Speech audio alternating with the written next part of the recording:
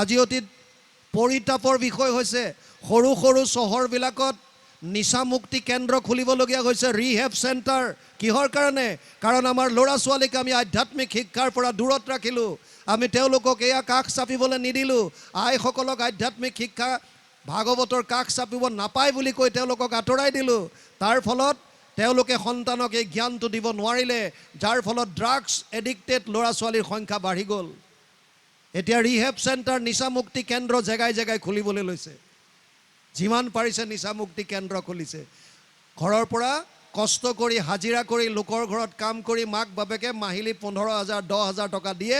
এবছৰৰ পাছত ল'ৰা ওলাই আহে, 3 মাহমান হাৰ্ডলি থাকে, তাৰ পাছত একে গতি। কিয়? জীৱনৰ মাৰ্গটোৱে তেওঁলোকে গম নাপালে। ইমান এটা দুৰ্লভ শৰীৰ পাই ইয়াক ব্যৱহাৰ ক'ত কৰিম? গুৰুজনাই কৈছে, মনুষ্য শৰীৰ পাই যিটো নৰগণ, নকৰে তোমাৰ যদি শ্ৰৱণ কীৰ্তন, বিফলে জনম গৈলা ভৈলা সৰ্বনাশ, জীৱন্ততে মৰা সেইটো ভাতিৰ নিশ্বাস। যদি ইমান এটা দুৰ্লভ শৰীৰ পোৱাৰ পাছত আমি কৃষ্ণৰ ভক্তিয়ে নকৰোঁ, তেতিয়াহ'লে এই শৰীৰটো বিফলে যাব। আমাৰ জীৱনটো, আমাৰ শ্বাস প্ৰশ্বাস কেৱল এই লোহাৰ শালত থকা ভাতিৰ শ্বাস প্ৰশ্বাসৰ দৰে হ'ব, আন একো কাম নাই। সেইকাৰণে কুমাৰ কালৰ পৰা ভক্তি কৰাৰ কথা কৈছে। মনুষ্য জনমে ধৰ্ম অৰ্থ কাম মুখ্যকো পাৰে দিবাক, হেন জানি যত ভকতি কৰক যাৰ ইচ্ছা তৰিবাক। মানুহৰ শৰীৰতে কেৱল চতুৰ্বৰ্গ সাধন কৰিব পাৰিব, 4 পুৰুষাৰ্থ কৰিব পাৰিব। সেয়া কি? ধৰ্ম অৰ্থ কাম আৰু মুখ্য। কিন্তু আমাৰ পৰিতাপৰ বিষয়বিলাক চাওক। ধৰ্ম বুলি ক'লে আমি কি বুজোঁ? হিন্দু ধৰ্ম, মুছলমান ধৰ্ম, খ্ৰীষ্টিয়ান ধৰ্ম, জৈন ধৰ্ম, বুদ্ধিষ্ট, বিভিন্ন ধৰণৰ এইবিলাক একোটা সম্প্ৰদায়। সম্প্ৰদায় মাত্ৰ। ঈশ্বৰ উপাসনা কৰাৰ পদ্ধতিৰ ওপৰত তেওঁলোকৰ একোটা সম্প্ৰদায় গঢ় লৈ উঠিছে। ধৰ্ম মানে কি? যিটো আমি ধাৰণ কৰি ৰাখিছোঁ। ধৰ্ম কেতিয়াও বেলেগ বেলেগ হ'ব নোৱাৰে। জুই ধৰ্ম এটা। ভাৰতৰ জুই ধৰ্ম বেলেগ, পাকিস্তানৰ বেলেগ, আমেৰিকাৰ জুই ধৰ্ম বেলেগ, এনেকুৱা আছে নেকি? চীনৰ জুই ধৰ্ম বেলেগ নহয়। জুই ধৰ্ম এটা। জুয়ে তাপ দিয়ে, প্ৰকাশ দিয়ে, সংস্পৰ্শত আহিলে জ্বলাই দিব। য'তে যাওক জুই ধৰ্ম এটাই পাব।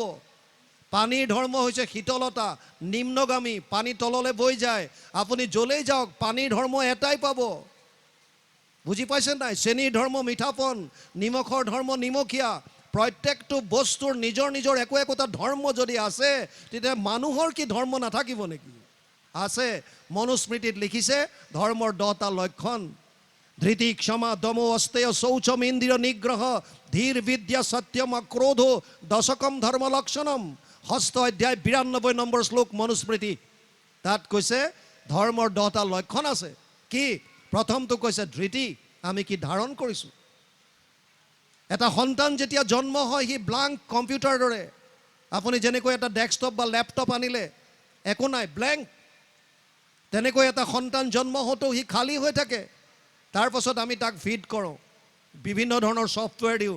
তই ল'ৰা, তই ছোৱালী, তই কলিতা, তই ৰাজবংশী, তই কোচ, তই বড়ো, তই কছাৰী, তই কলিতা, তই কেওট, তই আহোম, তই ভাৰতীয়, তই পাকিস্তানী। বছ, আমি ফিড কৰা আৰম্ভ কৰিলোঁ।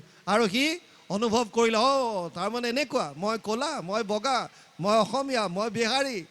ধাৰণ কৰি ল'লে মনত। আৰু যিটো বস্তু ধাৰণ কৰিলে তাৰ ধৰ্ম ভাবিলে এইটোৱে মোৰ ধৰ্ম। বুজি পাইছে নাই? আপোনালোকে জানি আচৰিত হ'ব, যদি এটা ল'ৰাই সৰুৰে পৰা যদি ধাৰণ কৰে যে মই ছোৱালী, ধাৰণ কৰি যদি লয় মই ছোৱালী, আৰু তাৰ যদি পিন্ধন উৰণ খাৱন খোৱন যদি ছোৱালীৰ দৰে কৰে, প্ৰতিটো মুহূৰ্তত যদি সি ভাবি থাকে মই ছোৱালী, মই ছোৱালী, মই ছোৱালী, আৰু ডাঙৰ হ'লে এইখন অসমত এনেকুৱা ৰেকৰ্ড আছে যোনে লিংগ পৰিৱৰ্তন কৰি ল'ৰা মানুহ ছোৱালী হৈ গৈছে। গম পাইছে নাই? কিয়? কেৱল ধাৰণ শক্তি, ধৃতি। দ্বিতীয় হৈছে ধৰ্মৰ এটা ভাগ হৈছে ক্ষমা। আমাৰ ক্ষমাৰ ভাৱটো আছেনে নাই মনত? কোনোবাই কিবা এটা সৰু কালিতে গালি পাৰিলে এতিয়ালৈকে মনত পুহি ৰাখিছোঁ। বেটাই এবাৰ মোক এনেকৈ কৈছিল, চান্স পালে তাক বগৰাম। ক্ষমা ভাৱ নাই। দম আৰু ইন্দ্ৰিয় নিগ্ৰহ, মনৰ ওপৰত কণ্ট্ৰল আৰু ইন্দ্ৰিয় দমন, এয়া লাগিব ধৰ্মৰ একোটা লক্ষণ। ধৃতি ক্ষমা দম অষ্টেয়